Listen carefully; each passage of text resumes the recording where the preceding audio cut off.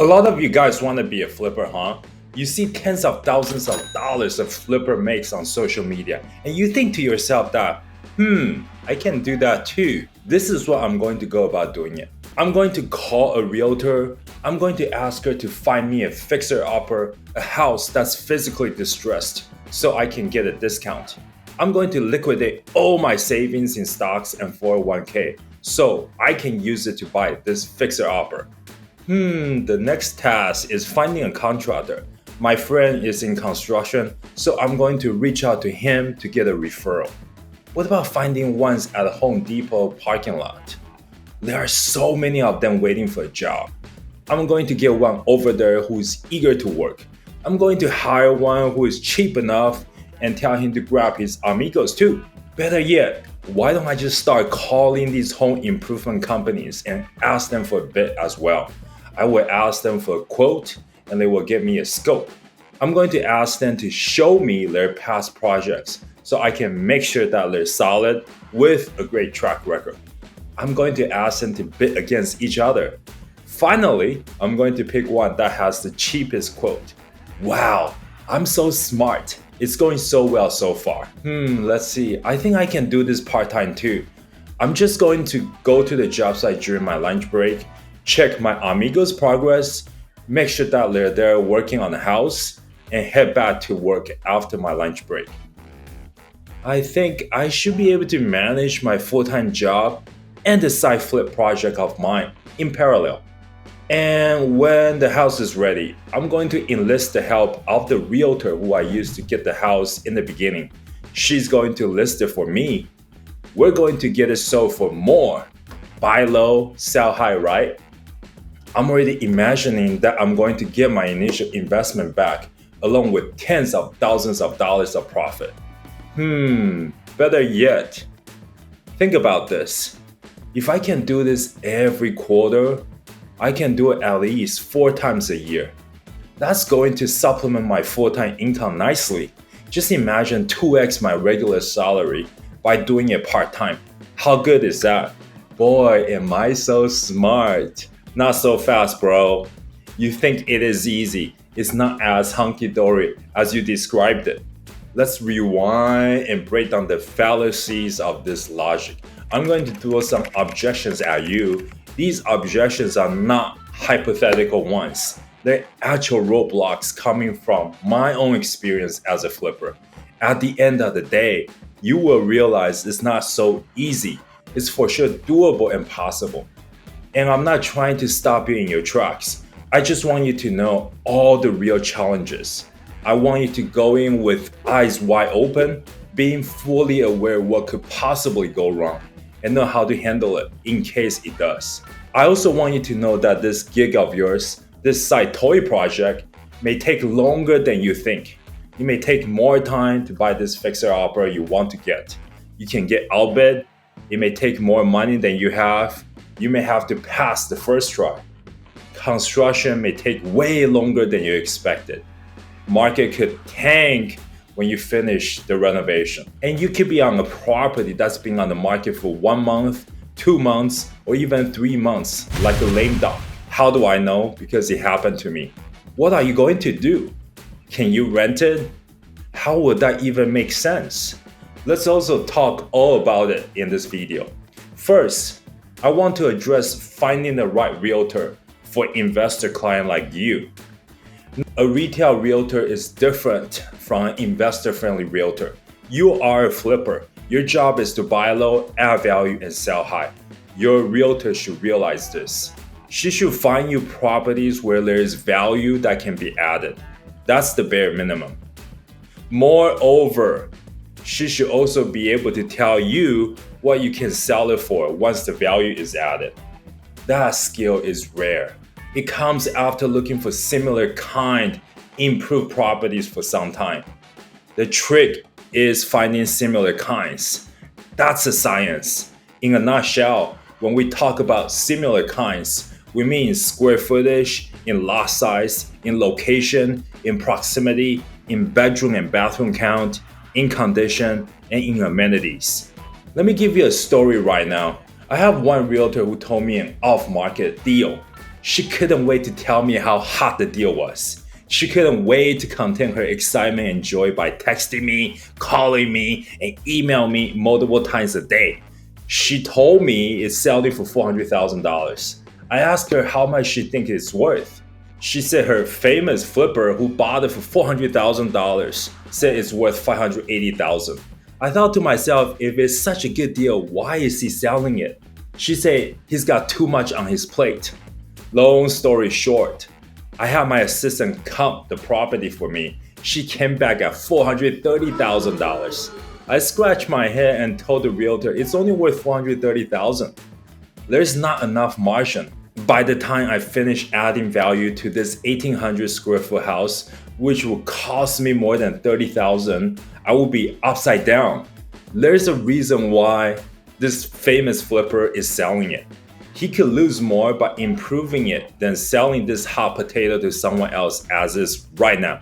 Some novice flipper would think this is such a great deal, pull the trigger, and lose his shirt when it's all said and done. I've never taken this realtor seriously when she says this or that is a hot deal. She doesn't do her homework right, not even attempting to do it. If she doesn't take it seriously, why should I? Why should I be doing her homework for her? Mind you, this is the realtor whom I bought a house from and sold the same house with. It was her listing.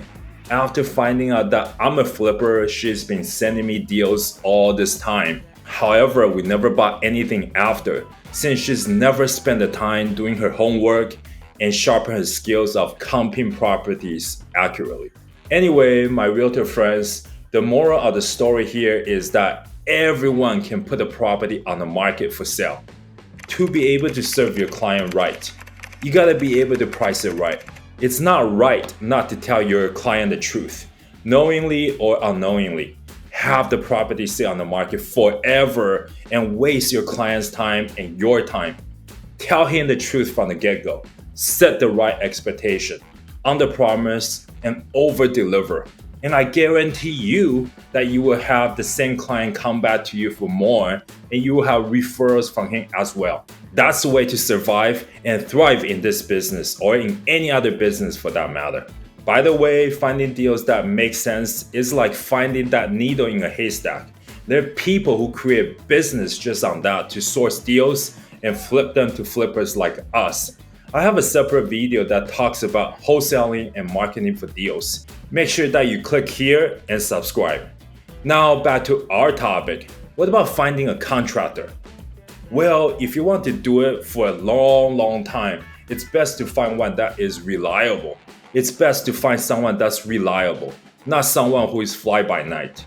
You think that you will find someone reliable at a Home Depot parking lot? Think thrice. If they're reliable, they wouldn't be out in the parking lot playing video games, waiting for someone like you to pick them up. They would be busy out there on the job or giving bids to homeowners. I had my GC go and look for talent in those parking lots. He told me he never had any success finding skilled workers there. It's a waste of his time. My GC's time is super valuable. He sources materials for my workers so that they can continue working on those projects without interruption. He coordinates all the subs and makes sure that they come in on time, one after another. He has no time to babysit anyone and teach someone how to do this or that. Just remember, you're paying for a finished product. You're not paying for your contractor's mistakes or learning lessons on your dime. Yes, ups to happen. That's the nature of any business. You're not encouraging that. You just want people who know what they're doing and have the work ethic to show for. My advice to you is to find that person through referrals from people who are already in the trade. And some of these skilled workers we find are often working part-time anyway, so they can be doing construction for big-time home builders most of the time and part-time as a second job for you. And that's perfect.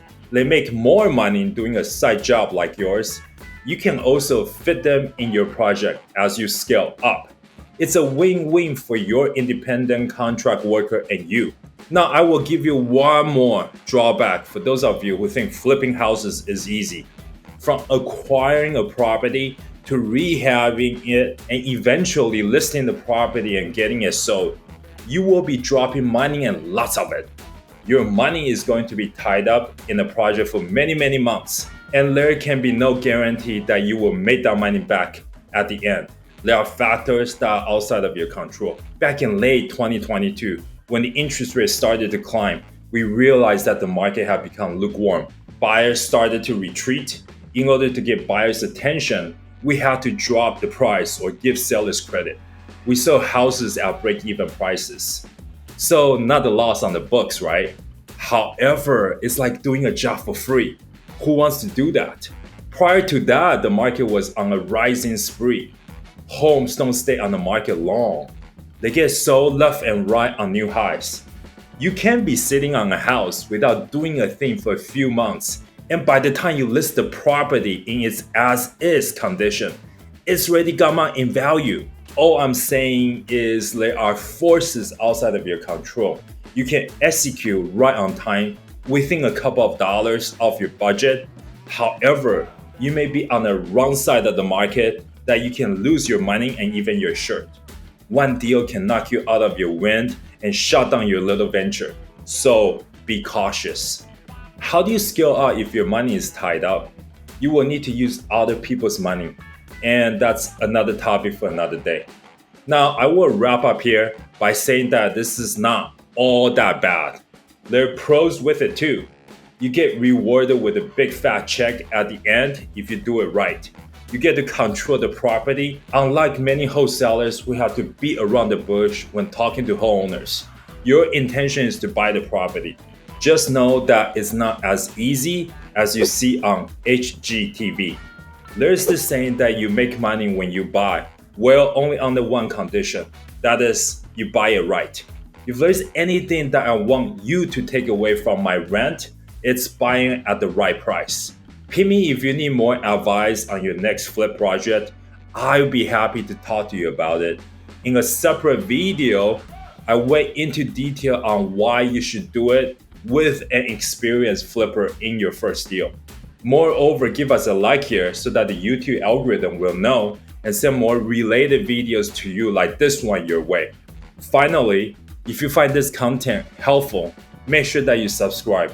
We will continue releasing informative content like this one so you become a shrewd, sharp, and intelligent real estate investor.